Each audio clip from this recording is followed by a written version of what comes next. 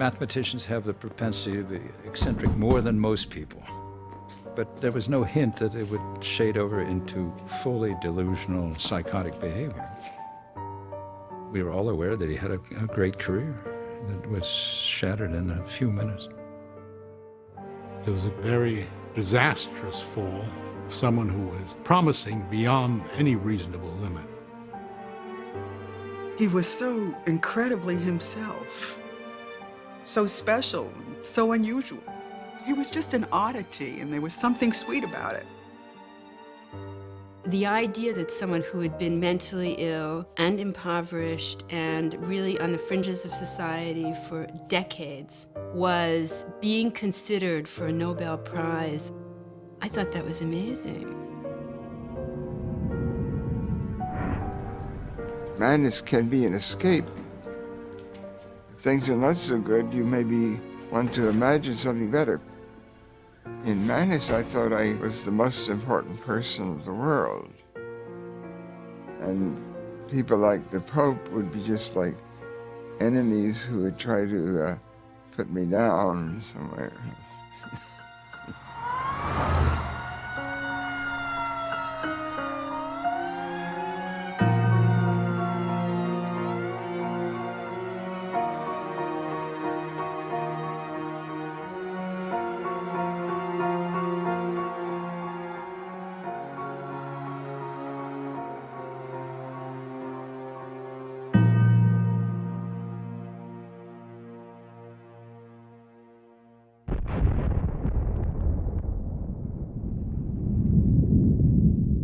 In September 1949, the world learned that the Soviet Union had joined the United States as a nuclear power. The shocking news intensified fears in the U.S. and put a premium on mathematicians. Mathematicians had helped win World War II. Now there was hope they could protect America's strategic edge. Princeton University boasted the most elite math department in the world.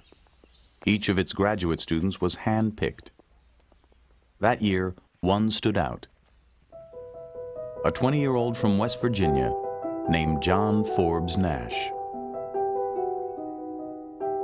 These young mathematicians were all pretty cocky, but he towered over them in arrogance and confidence and also in eccentricity. John Nash was always an entity unto himself. When John walked into the room, you knew that John walked into the room.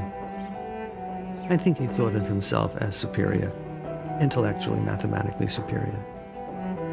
We thought highly of ourselves and each other, but with John, it was double. John was just very clearly above it. Nash rarely attended class, claiming it would blunt his originality. He was obsessed with making a name for himself and was always on the hunt for problems that had defeated other mathematicians. There is something of that in my approach to mathematics. I have tended to think that the thing to do is to get away from what other people are doing and not to follow directly in anyone's recent work. He didn't study anything. He didn't assimilate other people's work. What he did was to try to find his own way of solving very difficult problems. And he thought he had the talent to fulfill these ambitions of being the world's greatest mathematician. Nash soon acquired a reputation for being both brilliant and odd. In the quadrangle, he rode a bicycle in figure eights, over and over, and paced the hallways obsessively whistling Bach's Little Fugue. Fine Hall is where the mathematicians met. I went there and I looked around. I knew a number of the people, but I didn't know them all. And I thought, this is the strangest group of people in the world. Not only was Nash not an exception to that, but I think he was quite far off the chart. He obviously irritated some people by what I think they regarded as extremely eccentric behavior. He was certainly not a conformist to anyone's standard.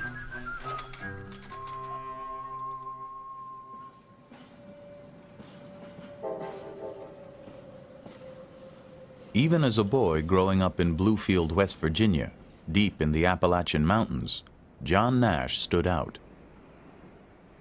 I was in grade school and I would be doing arithmetic. I found myself working with larger numbers than other students would be using that day. I would have several digits and they would have maybe 2 or 3 digits. One time, one of the teachers said he couldn't do the math. This is like 4th grade. And my mother laughed because it was obviously the point was he was doing it differently. I think my parents always knew that John was bright. His father, John Sr., was an electrical engineer. His mother, Virginia, a former teacher, tutored John at home and had him skip a grade in school. One time someone suggested that I was a prodigy. Another time it was suggested that I should be called Bug Brains because I had ideas that were sort of buggy or not perfectly sound. He took his share of abuse from certain groups, the brain working a little bit faster than anybody else's, so everybody else felt like they had to ridicule it a little bit. His senior year in high school, John won a Westinghouse scholarship, one of only 10 awarded nationally. 3 years later, he graduated from Carnegie Institute of Technology with a master's degree in math. His advisor wrote him a 1-sentence recommendation. This man is a genius.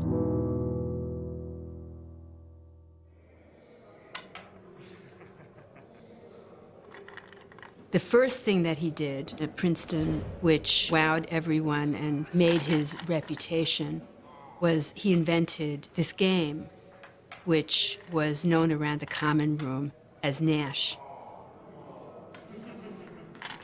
Nash's deceptively simple game of strategy swept the math department. Before long, he applied his interest in games to a new field of mathematics called game theory. Game theory attempted to explain the dynamics of human conflict by analyzing strategies used in games. Nash was interested in everything in mathematics, but what he was really interested in were the big problems. At that moment in time, game theory was the sexy, glamorous field. If you wanted to make a splash, it was a good place to be. Just a year after arriving at Princeton, he began work on an idea that challenged the conventional thinking in game theory. Classical game theory was basically 2 people playing against each other, 2-person game, in which if one person wins, the other person loses. Suppose you have many players. Game theory got into a phase that people couldn't really deal with it. They didn't know how to state the problem. If we could make a theoretical model that would answer questions of why do you bluff in poker? Why would you bet when you have a low hand? Why would you fail to bet if you have a high hand?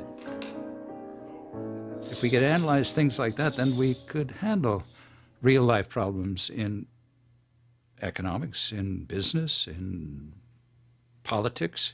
He had that vision. Nash's insight was another deceptively simple one. He proved that in every game there is a best strategy for each player, given the strategies chosen by the other players.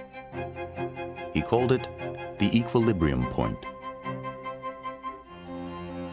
In the spring of 1950, Nash presented his elegant proof. He was only 21. Years later, what became known as the Nash equilibrium would revolutionize economics. But when it was first completed, nobody recognized its potential, not even Nash.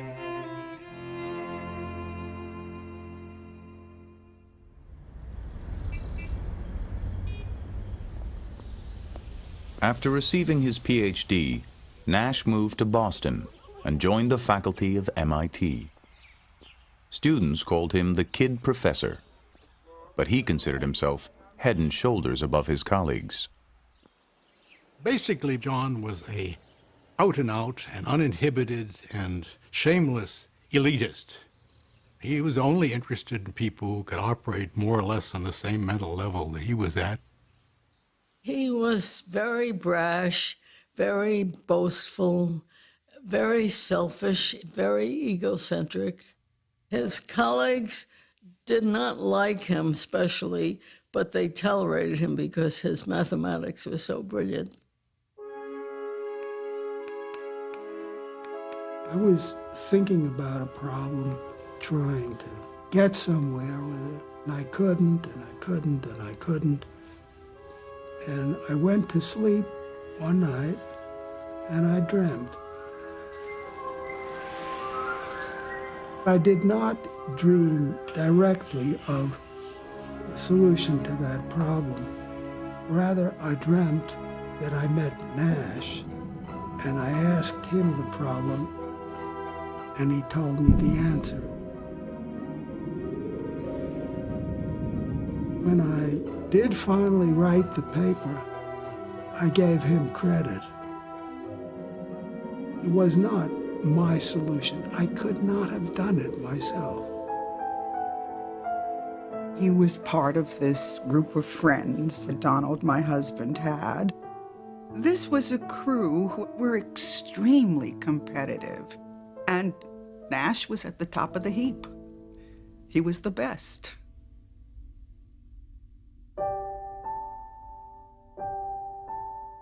The following year, Nash began his first serious relationship.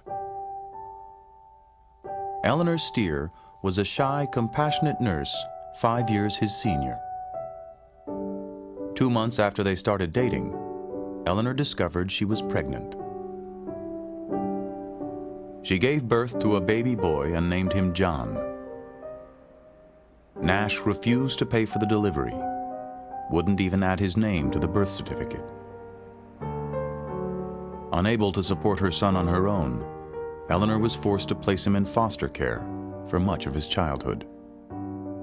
She was pretty hurt. She was very hurt.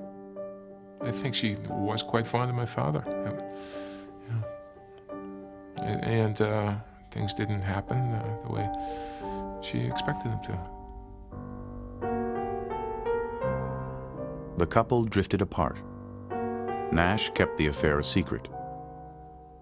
His parents and colleagues didn't even know he had a son.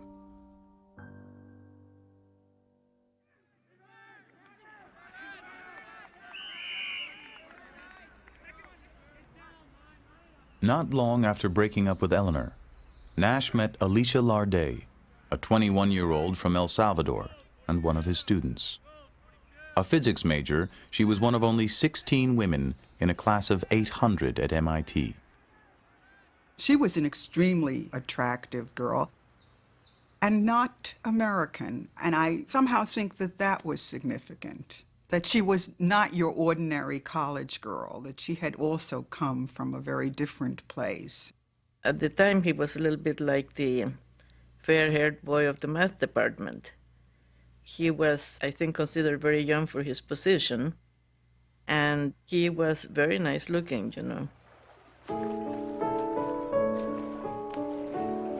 When she was younger, she wanted to be another Madame Curie. John's ambition was one of the things that attracted Alicia to him. She had that desire, and she transferred it to him.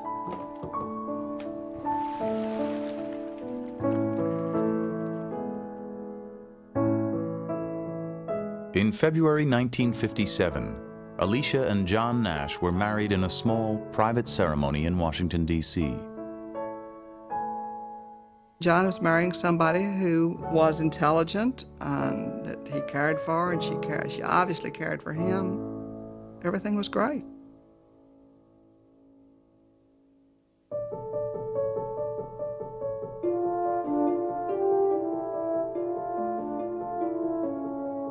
Since arriving at MIT, Nash had solved a series of imposing problems in mathematics, ranging from algebraic geometry to partial differential equations. Unlike his work in game theory, these groundbreaking proofs dazzled the mathematical world. We would all be climbing the mountain being mathematical perfection. He had a different approach. We came up this way and he came this way. In July 1958, Fortune magazine featured him as one of the brightest stars in mathematics. He had just turned 30. For a mathematician, turning 30, it's a lot like for a ballet dancer or an athlete. Age is your enemy. By his own standards, Nash had fallen short. For a decade, he had pursued the Fields Medal, mathematics' highest honor. That year, he failed to win it again. He was an intensely ambitious person.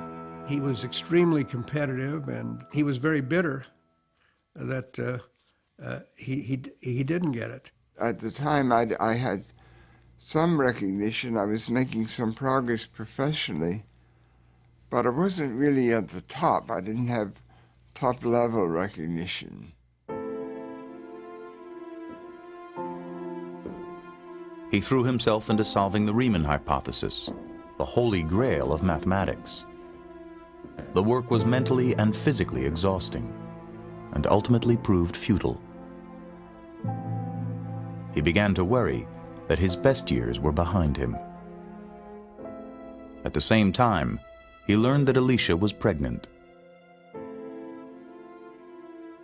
A psychotic break is usually precipitated by some stressful experiences.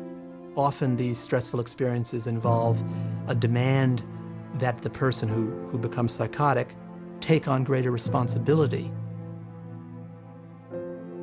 Below his brash and confident surface, John Nash now hid another side of himself. One filled with anxiety, self-doubt, even fear. It would mark the beginning of a strange and tragic metamorphosis.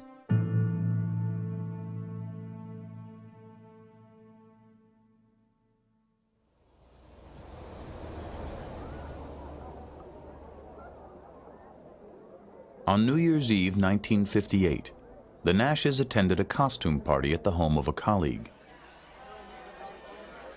John went dressed as a baby. He wore a diaper and spent much of the night curled up in Alicia's lap. Even to those used to his eccentricities, it was a disturbing scene. A few weeks later, Nash rushed into the common room at MIT and claimed that powers from outer space were sending him coded messages in the New York Times.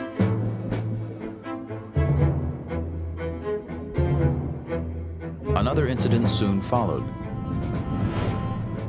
He interrupted a lecture to announce that he was on the cover of Life magazine, disguised as Pope John XXIII. He knew this, he said, because 23 was his favorite prime number. Then he began noticing a curious pattern on the MIT campus. Men wearing red ties. He was sure they were members of a secret communist organization. When the University of Chicago offered him a prestigious position, Nash turned it down. He was already scheduled, he said, to become Emperor of Antarctica.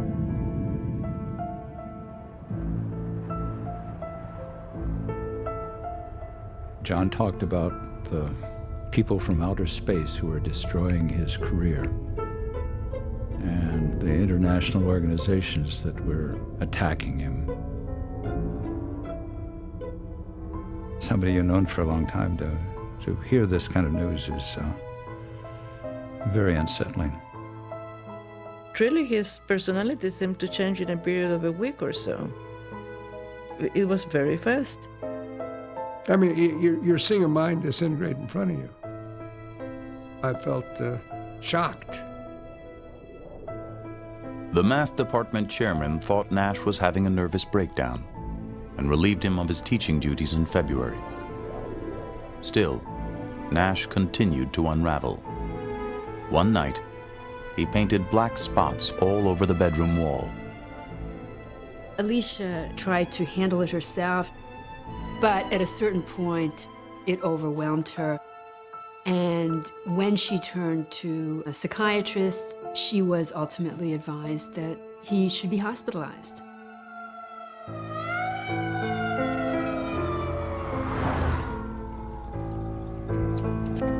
Here was this genius, and you were going to clap him into a hospital where God knows what might happen? I think it was very tough. I didn't feel that I belonged locked up. I never went voluntarily.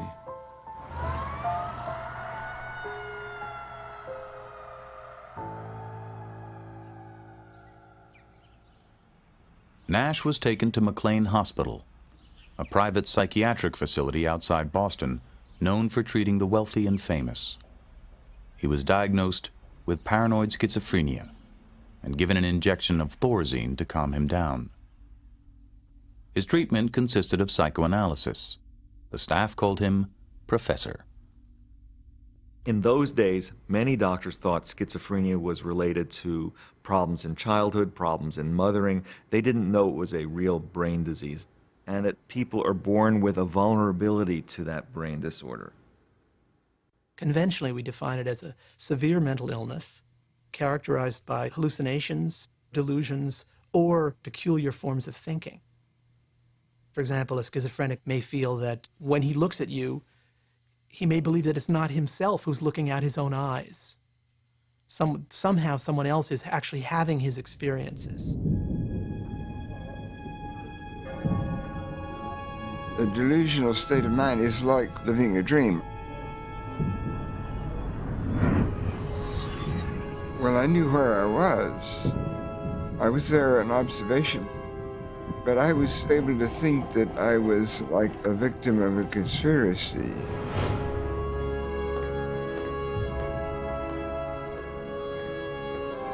The delusions have often a cosmic quality, a feeling of ominousness.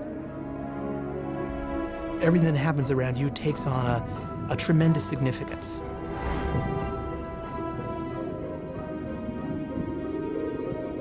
In madness, I saw myself as some sort of a messenger having a special function.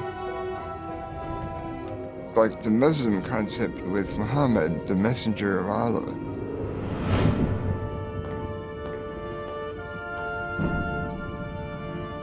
Someone who visited him in the hospital asked him, how could you, a mathematician, someone who's committed to rationality, how could you believe that aliens from outer space were communicating with you? Nash's response was, these ideas came to me the same way my mathematical ideas did, so I believed them.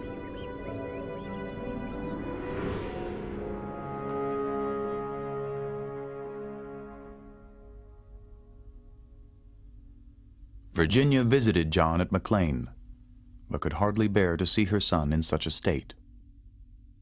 It broke her, I guess. It was devastating. You can imagine that every day she would wake up and she would go to bed and she would have this on her. Alicia urged his colleagues to visit, hoping their support would help John get back on his feet. All the mathematicians were very upset because this was a great genius that was lost. They said, Newman, they are not going to let me out until I'm normal. But that'll never be. I never was. I began to realize I would not be getting out of the hospital unless I conformed and behaved normally. So in part I would do that as if I would be sweeping the delusions under a rug, and they were able to come out later on. It could be triggered, and I would move very quickly to accepting it again. Nash retained a lawyer who secured his release after 50 days of hospitalization. Within weeks, he resigned from MIT, withdrew all the money from his pension fund, and announced he was leaving for Europe. Alicia, who had given birth while John was in McLean, felt she had no choice but to go with him.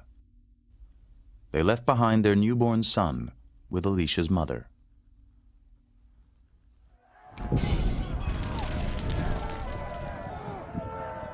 In July 1959, the Nashes arrived in Paris to find the city in turmoil. The streets reverberated with strikes, explosions, and mass demonstrations against the nuclear arms race.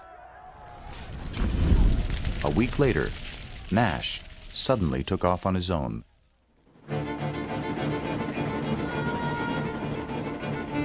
He went to Luxembourg and announced he wanted to give up his American citizenship.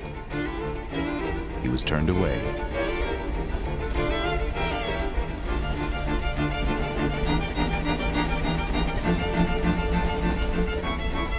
I got to Geneva and I thought of a way of being a refugee. They had a slogan, City of Refuge.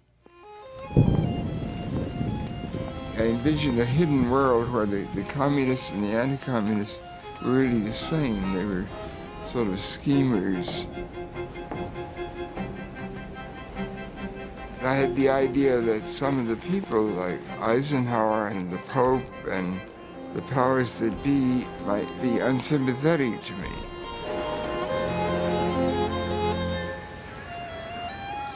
These thoughts on the surface are not rational, but there could be a situation where things were not what they might seem.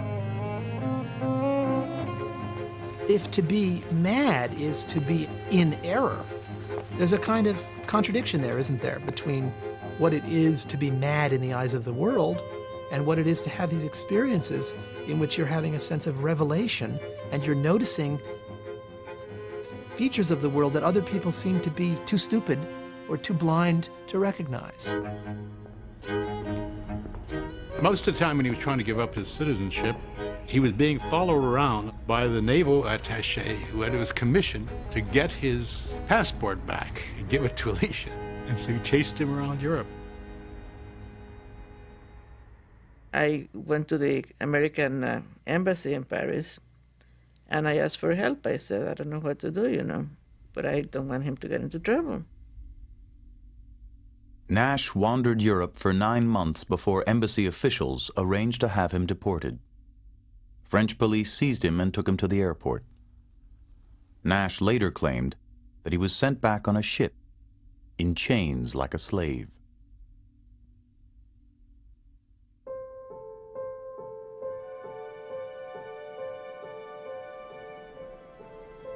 The Nashes moved to Princeton.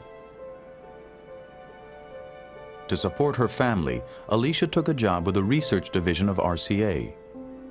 She hoped that with the help of the math community, they could start over again. When John moved back to Princeton, we offered him work with no real heavy responsibilities, just to get him back into the society. And those efforts foundered when he refused to sign W-4 forms. He was paranoid schizophrenic. He wouldn't sign a document for the government because he still thought there was a conspiracy out there against him. Nash was still in the grips of his illness. He became obsessed with unrest in the Middle East and made countless phone calls to friends and family using fictitious names. He would call me, would you accept a collect call from some strange name? And I didn't, because I didn't want to validate that he was this other person. One day, he showed up on campus covered with scratches and visibly terrified. Johann von Nassau has been a bad boy, he said. They're going to come and get me now.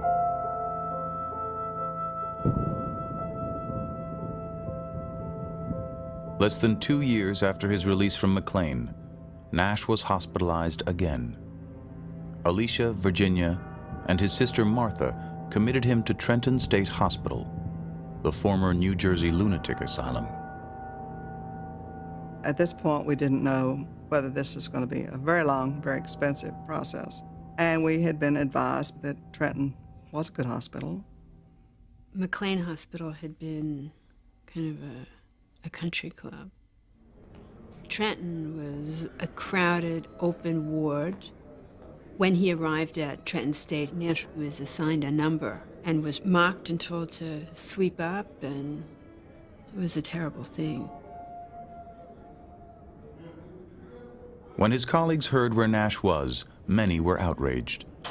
"Who's going to figure out what is wrong with a genius there?" asked one. "It is in the national interest," warned another, "that everything possible be done to protect Nash's exceptional mind."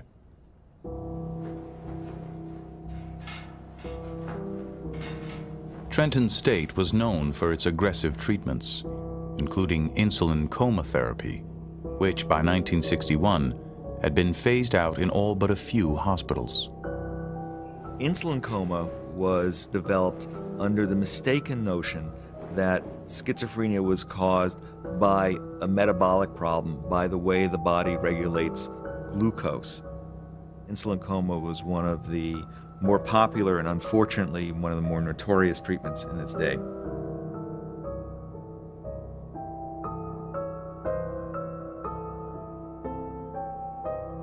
I don't remember all the details. It's the sort of thing that, like if you go under anesthesia, you remember only the process up to the anesthesia.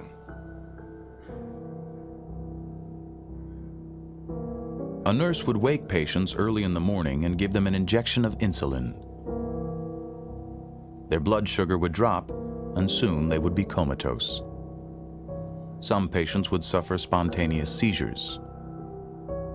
Insulin coma deliberately puts the body into total shock. This was done under supervised circumstances because if you do that too aggressively, you can die.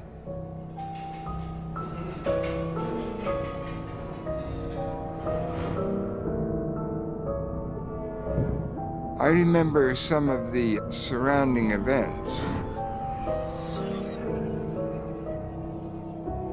There would be a group of people that would be getting it, and then afterwards they would go out on the grounds and pass some time and drink sugar water. I got to thinking of the cruelty to animals. I became a vegetarian at the time that I was in the Trenton Hospital. I was sort of thought that one could protest against this sort of treatment. Nash endured insulin treatments 5 days a week for 6 weeks. His symptoms diminished, and after 6 months of confinement, he was finally discharged. No one knew what the long-term effects of his treatment might be. He came to visit us, and it was after this awful treatment, and he looked like he had been battered and through some devastating something, and spoke of it a little bit himself. And it was, it was kind of heartbreaking. He said these treatments that he had gone through had wiped out his early memory. So I think what he was doing, he was visiting me and different people to see if he could get his memory back.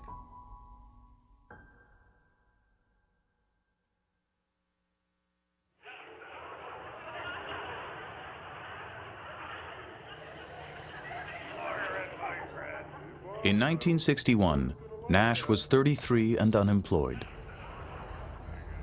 Former Princeton colleagues secured him a research position, and he managed to publish a paper on fluid dynamics, his first piece of work in 4 years. He seemed to be better, but inside Nash felt a sense of loss. Rational thought, he wrote, imposes a limit on a person's relation to the cosmos. He later called his remission periods interludes of enforced rationality. To some extent, sanity is a form of conformity. People are always selling the idea that people who have mental illness are suffering. But it's really not so simple. I think mental illness or madness can be an escape also.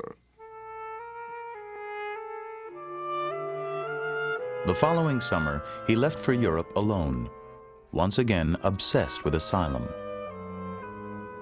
Before long, friends and family began receiving letters and postcards.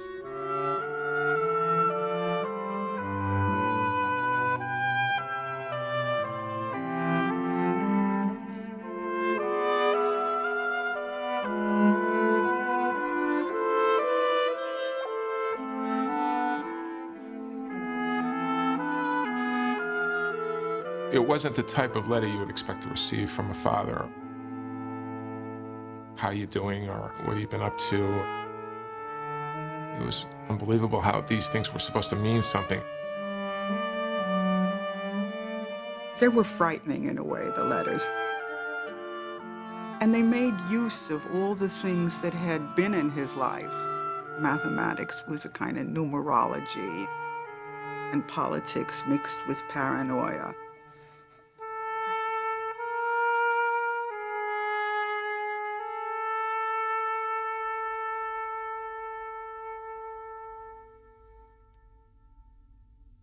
Distraught after 3 years of turmoil, Alicia filed for divorce in December 1962.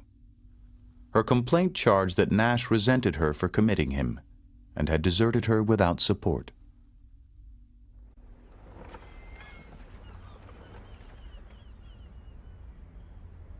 Mathematicians from MIT and Princeton found Nash an academic position in Boston.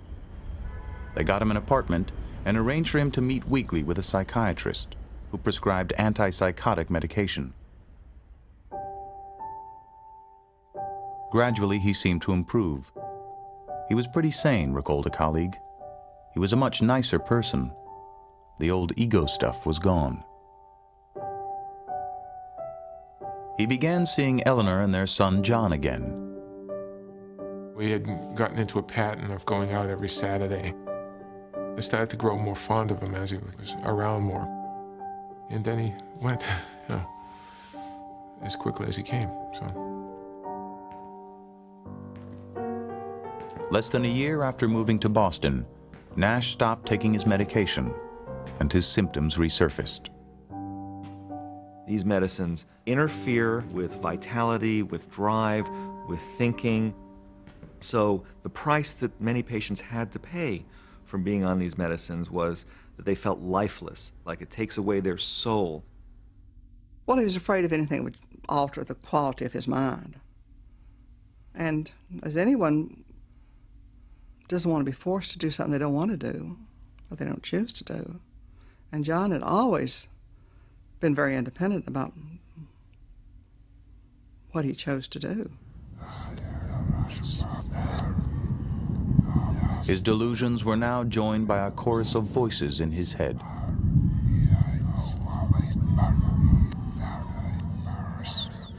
The kinds of hallucinations that are most common in schizophrenia are auditory hallucinations of voices of a certain kind. One kind would be 2 or more voices which are talking about the ongoing behavior of the patient. So if I were schizophrenic, I might hear, John and Mary saying, okay, so why is Louis doing that now? And then Mary would say to John, oh, he's just a jerk. He always does that kind of thing. They go back and forth, but it's sort of a commentary, often critical, on my ongoing behavior. You're really talking to yourself. It's what the voices are.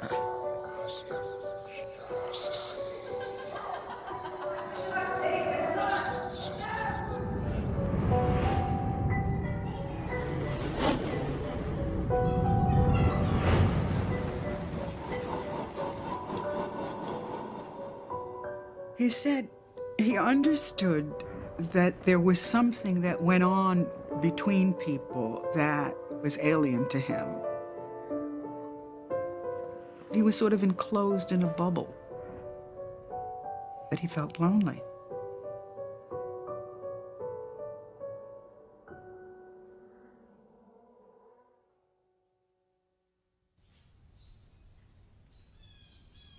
In 1970, Alicia Nash had a change of heart. She felt John's repeated hospitalizations had been a mistake. Alicia decided to let him move back in with her and promised never to commit him again. I didn't think he should just be hospitalized in an institution and left there. And I just felt it was best for him to be on the outside. She took him back not as her husband, but as somebody who needed help and nobody else would have him. Giving him shelter and meals and protection made a tremendous difference in his well-being. If she hadn't taken him in, he would have wound up on the streets. I think that Alicia saved his life.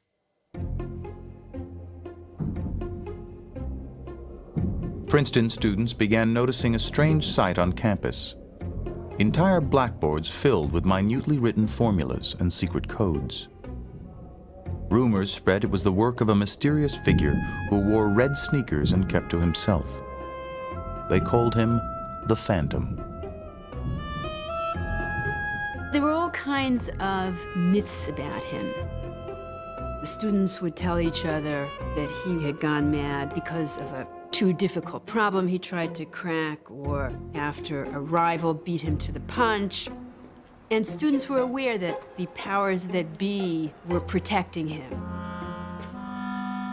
From time to time, you would see in your office, under the door, sort of huge number of sheets that's been worked out the night before, computing the probabilities of certain coincidences, very detailed computations.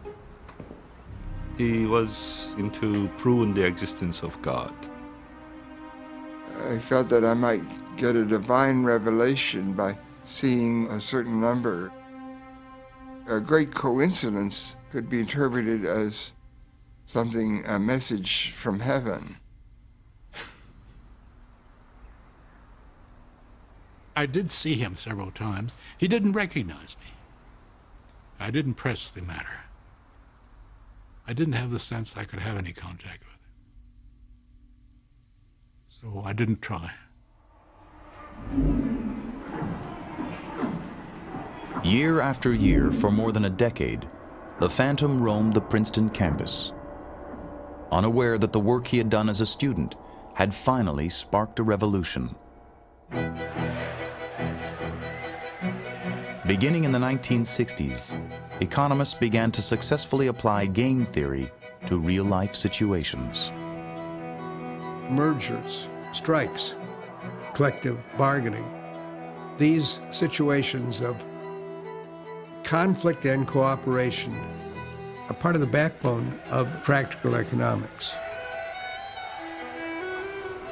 Auctions, farm subsidies, monetary policy, international trade, all were now seen as strategic games. By the late 1970s, game theory had become one of the foundations of modern economics. And at the center was the Nash equilibrium. There are not more than 10 ideas in the post-war period, which you could say are equivalent. It had a huge impact in economics. It made economics a much more useful subject. I knew it was good work, but you cannot know how much something will be appreciated in the future. You don't have that crystal ball. By the 1980s, economists expected that game theory would be recognized with the Nobel Prize. Year after year, it didn't happen. The committee in Stockholm could not conceivably dream of giving a Nobel Prize if they couldn't include John Nash as one of the deserving people. Members of the Nobel Committee worried that Nash was unstable and wouldn't be able to handle the pressures of the ceremony. Some even feared he might do something that would embarrass the Academy and tarnish the prize.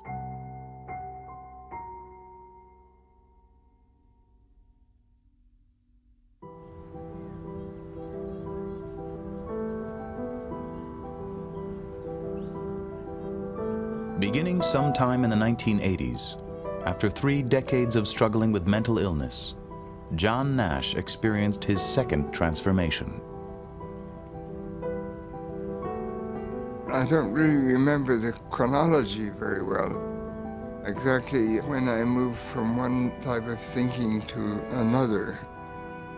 I began arguing with the concept of the voices, and ultimately I began rejecting them and deciding not to listen. His descent into madness had been sudden. His reawakening was gradual, almost imperceptible. A portion of schizophrenics, after a long period of time, often do seem to get better. And how that occurs remains a mystery.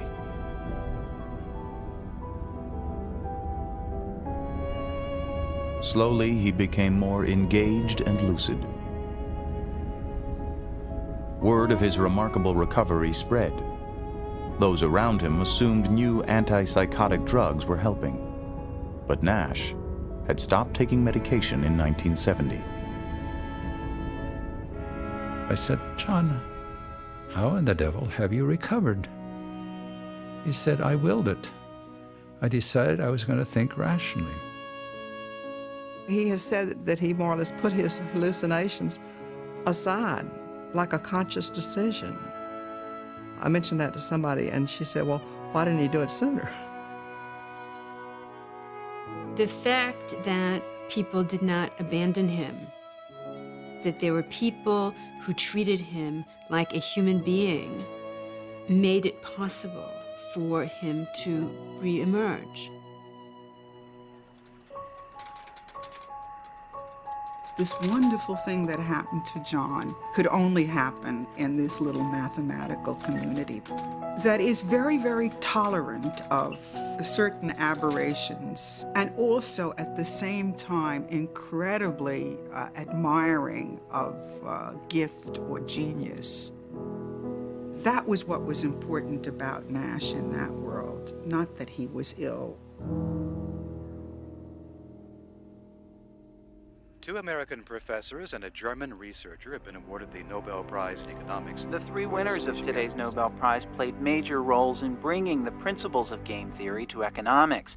Princeton's John Nash was cited for developing what has become known as the Nash equilibrium, pioneering theory about the point at which conflicts get resolved. Under the theory, companies... My wife said, John Nash? You don't think that's the John Nash that we know? I didn't know John was still alive.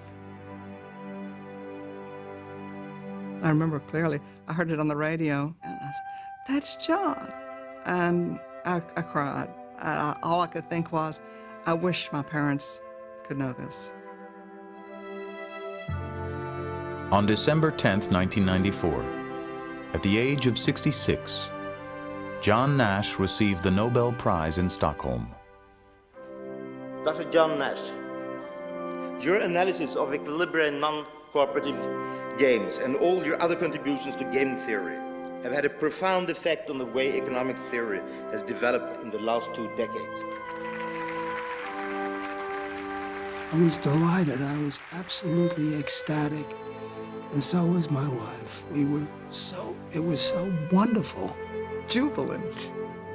We danced around our kitchen. I mean, it was such a marvelous vindication that after all this time, this incredible acknowledgement, it was great.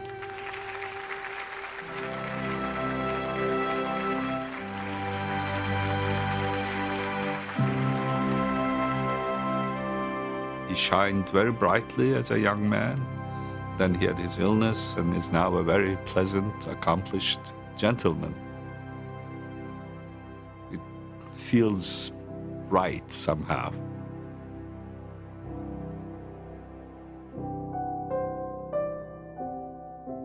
John Nash lives in Princeton with Alicia and their son Johnny, who is also a mathematician and suffers from schizophrenia. After a long estrangement, Nash has reconnected with his eldest son, John Steer. In the spring of 2001, 38 years after their divorce, John and Alicia remarried. At Princeton, Nash has returned once again to his work in mathematics. I think it teaches us that we have to appreciate the particular talents of people who may be very eccentric and look at things in very peculiar ways. Those are often the people who will really have the most stunning insights. Here was someone who had been lost. I think that's the inspiration, that people can triumph over this disease. I think it's incredibly inspiring.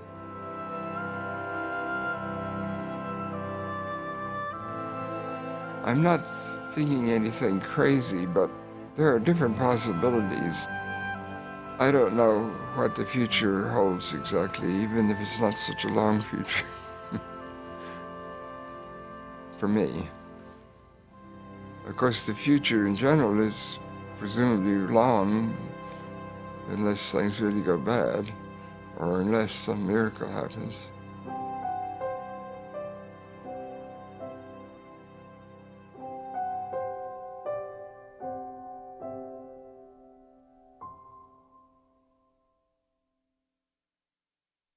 There's more about John Nash at American Experience Online. Hear excerpts from an exclusive interview with John Nash and mental health questions and answers with a panel of experts. All this and more at PBS Online, pbs.org, America Online keyword PBS.